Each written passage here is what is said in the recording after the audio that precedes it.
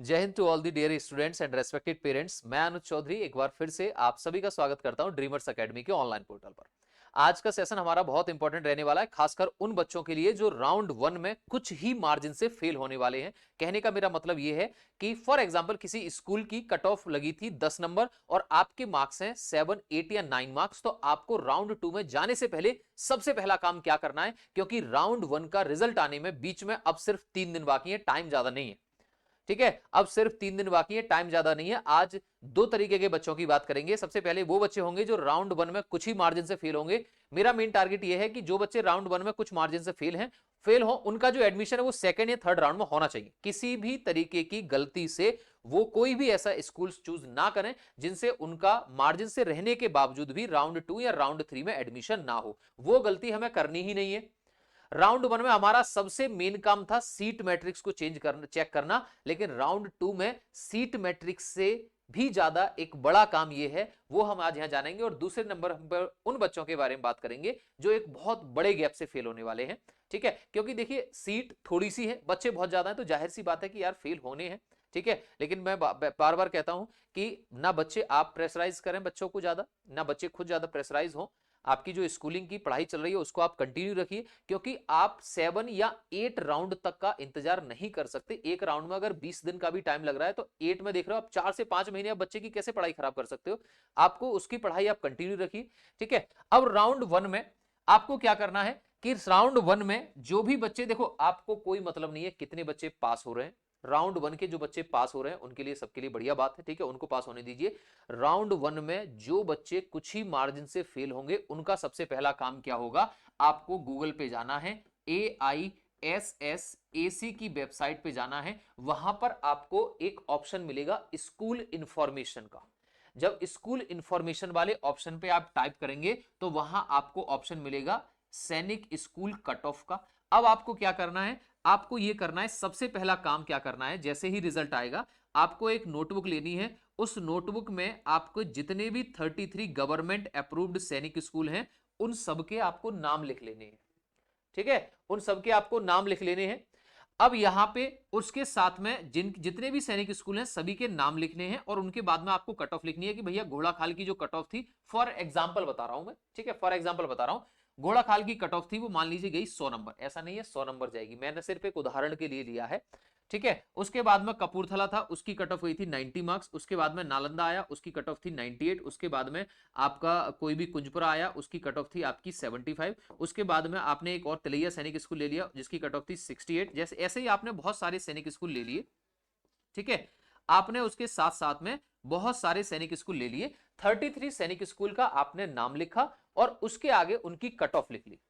अब आपने देखा कि जो 10 सैनिक स्कूल्स मैंने चूज किए थे उनमें मेरा सिलेक्शन इसलिए नहीं हो पाया था क्योंकि उनमें से 5 सैनिक स्कूल ऐसे थे जो मेरे नंबर से बहुत ज्यादा आगे थे।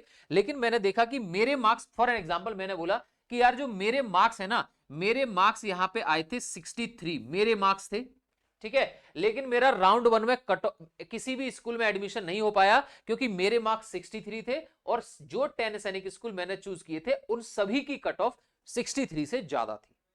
अब आपको क्या करना है कि आपको पहले से ही अपने, जैसे ही आप अपने कॉपी में नोट कर लेंगे 33 सैनिक स्कूल की कट ऑफ, तो दूसरे पेज पर आपको पहले से नोट करके रख लेना है कि सेकंड राउंड में मुझे सिर्फ और सिर्फ यही सैनिक स्कूल चूज करने हैं जिनका मुझे पता है कि मैं सेकंड राउंड में अब इनको हिट कर सकता हूं। देखो ध्यान से सुनना, आपके मार्क्स 63 है, आपने कट ऑफ चेक नहीं की राउंड वन की और आपने वो सैनिक स्कूल चूज कर लिया जिसकी फर्स्ट राउंड में कट ऑफ 100 गई थी, 90, 98, ठीक है, 88 गई थी।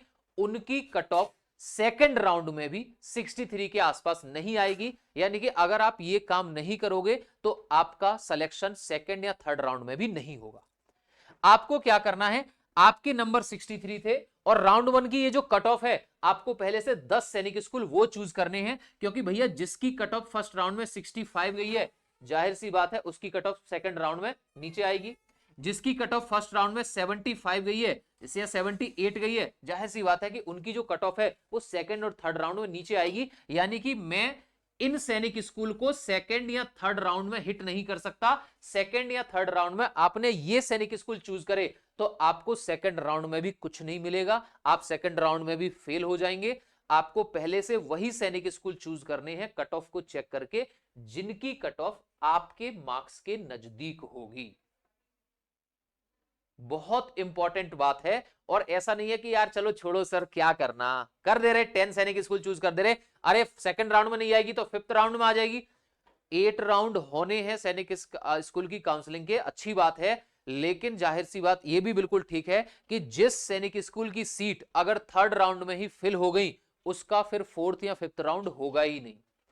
तो आप इस बात के भरोसे बिल्कुल नहीं बैठ सकते कि मैं चलो ठीक है सर मुझे तो इसी टॉप सैनिक स्कूल में जाना है, फर्स्ट में नहीं तो सेकंड में, सेकंड नहीं थर्ड नहीं, थर्ड नहीं तो फोर्थ नहीं, फोर्थ नहीं तो फिफ्थ नहीं। अगर किसी की कट ऑफ की जितनी भी वैकेंसी थी वो सेकंड राउंड में फेल हो गई, उसके यहां थर्ड राउंड होगा ही नहीं।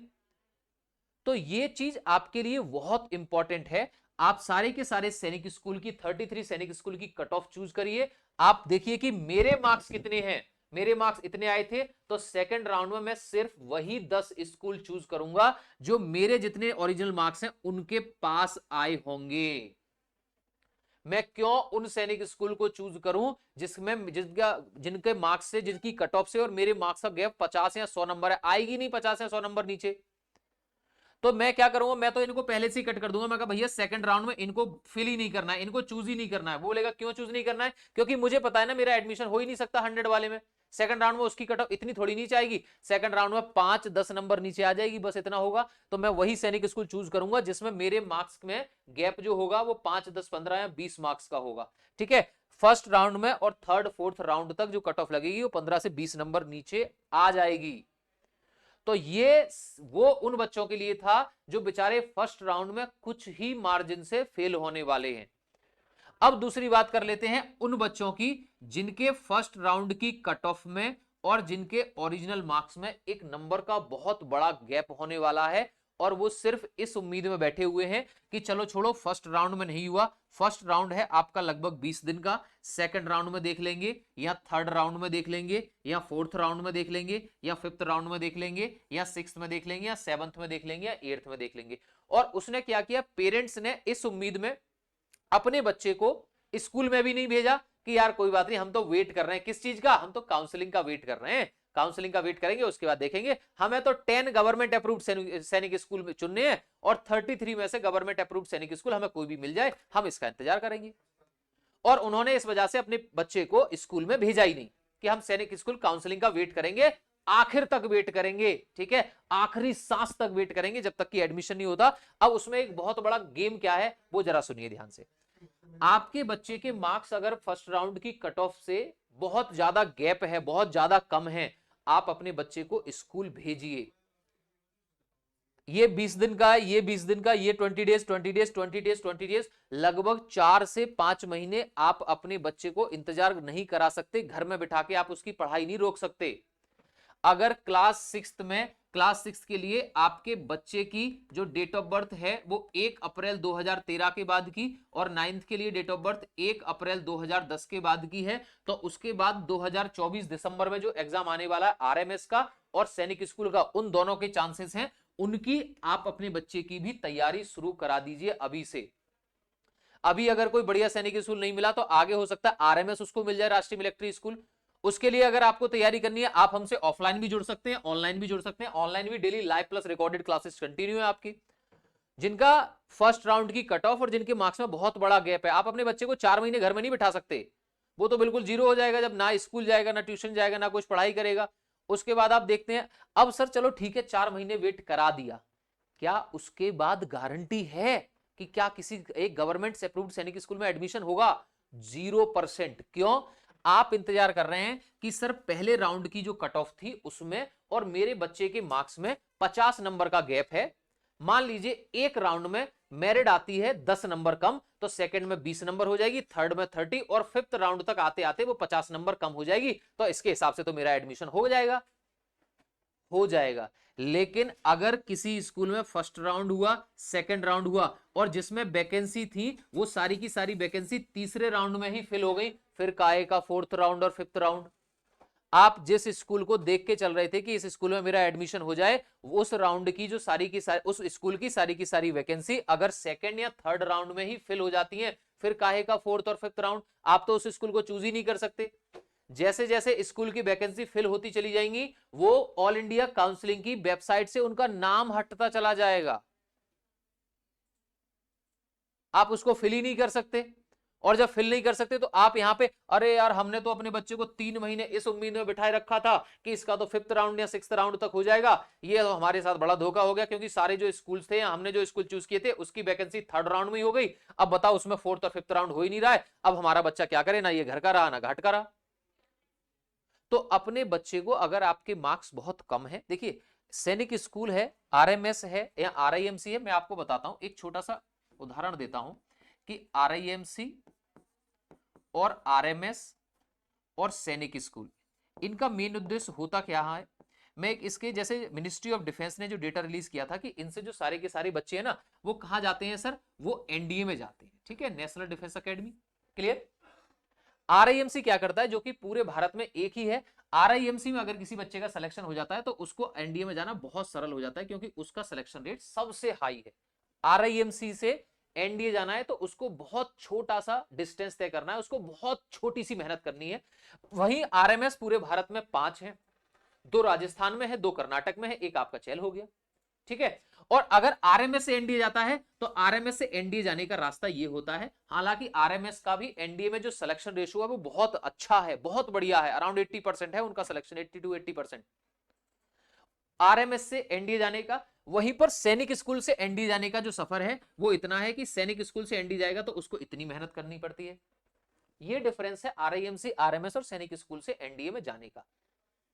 एनडीए में आप आरआईएमसी से के बाद चले जा सकते हैं, आरएमएस के बाद चले जाते हैं, सैनिक स्कूल के बाद चले जाते हैं। आपके पास यहीं पे अगर एनसीसी है, सी सर्टिफिकेट, आप उसके थ्रू डायरेक्ट एनसीसी उसमें जाइए, एंट्री में एनडीए में आप 12th के बाद एनडीए क्लियर कर सकते हैं। एनडीए में जाने के रास्ते बहुत ज्यादा हैं। आपके बच्चे ने ग्रेजुएशन कर लिया, उसके बाद वो सीडीएस के थ्रू जा सकता है एनडीए में, टेस्ट के थ्रू जा सकते हैं। तो आर्मी में जाने के जो तरीके हैं वो बहुत ज्यादा हैं। कोई बच्चे के अगर मार्क्स कम है तो उसका ये मतलब बिल्कुल ही नहीं है कि आप बच्चा बिल्कुल हताश हो गया और आप हताश होकर बैठ गए। आप काउंसलिंग का वेट करना है, आप करिए, लेकिन आपके बच्चे के मार्क्स अगर फर्स्ट राउंड के से कम है तो आप उस बच्चे की तैयारी शुरू करिए। आप उस बच्चे को घर पे नहीं बिठा सकते, उसको स्कूल भी भेजना है। हम 4-5 महीने का रिस्क नहीं ले सकते अपने बच्चे की तैयारी से। समस्या यह है कि सर मेरे बच्चे की जो डेट ऑफ बर्थ है वो 1 अप्रैल 2013 के बाद की है, और दूसरा है बोला कि मेरे बच्चे की डेट ऑफ बर्थ 1 अप्रैल 2010 के बाद की है। तो वो जो 2025 के लिए ना, ये आरएमएस भी दे सकता है क्लास 6 का, और ये 2025 के लिए आरएमएस भी दे सकता है क्लास 6 का और क्लास 9 का। 4 महीने आपने काउंसलिंग के वेट करने में बर्बाद कर दिए। अभी चल रहा है आपका अप्रैल, आ गया, उसके बाद आ जाएगा आपका अगस्त, अक्टूबर, नवंबर, 2 महीने रह गए। अब 2 महीने में क्या तैयारी कर लोगे भाई?